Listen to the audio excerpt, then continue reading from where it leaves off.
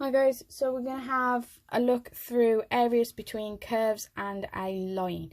Now the important thing to remember is whenever you're finding areas under curves, you are looking at integration, but the most important thing is when you integrate between 2 points, you get everything below the curve, between the curve itself and the x-axis. So be very careful, remember if your graph falls below the x-axis, your area comes out as negative. So if you've got part of an area above an x-axis and part below, what you're going to have to do is work out two separate questions rather than do it as one whole thing. So on this one, we're trying to find the shaded area that we've got here. Now, first thing we need is we need to know what we're integrating between. And because I've got two lines intersecting at this point and this one, I know one of the values is obviously 0. I just need to work out the other one. So I'm going to put these two equations equal to each other. So I can say x brackets 4 minus x is equal to x.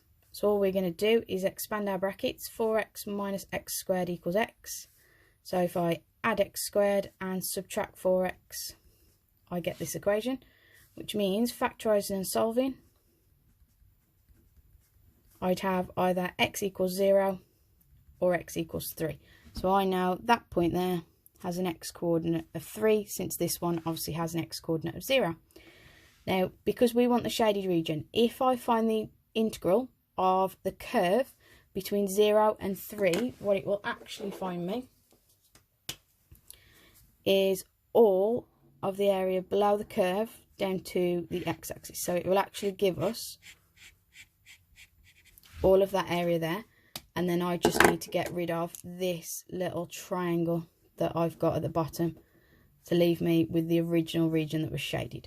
So if we do the integral of our curve, which is x brackets 4 minus x, don't forget that you've got your integral sign, you've got dx at the end to say that you're integrating with respect to x, and we need to integrate between the x values of 0 and 3. So I'm integrating between 3 and 0, biggest number at the top.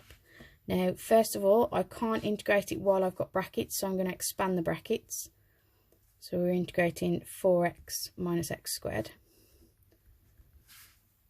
Once you've integrated, remember square brackets. Just be careful. The easiest thing to do is to think while you're tidying up that you've actually done the integration. Haven't done it yet, so just be careful of that. So when I integrate 4x, I get 4x squared over 2. Well, 4 over 2 is just going to give me 2x squared. And then on the next one, if I increase the power, I'm going to get x to the power of 3. Divide by 3, I get a third. And it's between 3 and 0. Remember to then show what that gives us. So you've got 2 lots of 3 squared minus a third of 3 cubed minus 2 lots of 0 squared minus a third of 0 cubed. So this one, nice and easy on the end, is obviously just going to equal 0. This one, you've got 3 squared is 9, 2 9s are 18. 3 cubed is going to give me 27, and a third of 27 is going to give me 9. So I've actually got 18 minus 9, subtract 0, so I've just got an area of 9. Sorry, it was off the screen here. So 9 is all of the original pink area that I shaded, so that's all of that.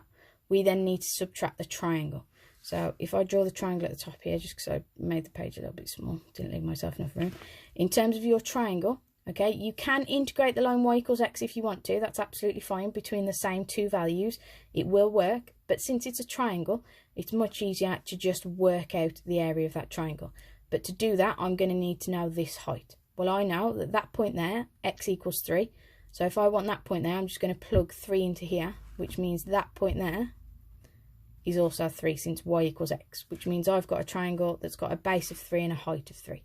So the area of the triangle is 3 times 3 and half it, so we get 4.5, which means if I want my shaded area, all I'm going to do is the whole area below the original curve, which we just worked out to be 9, subtract the area of the triangle, which was 4.5, I get a shaded region of 4.5.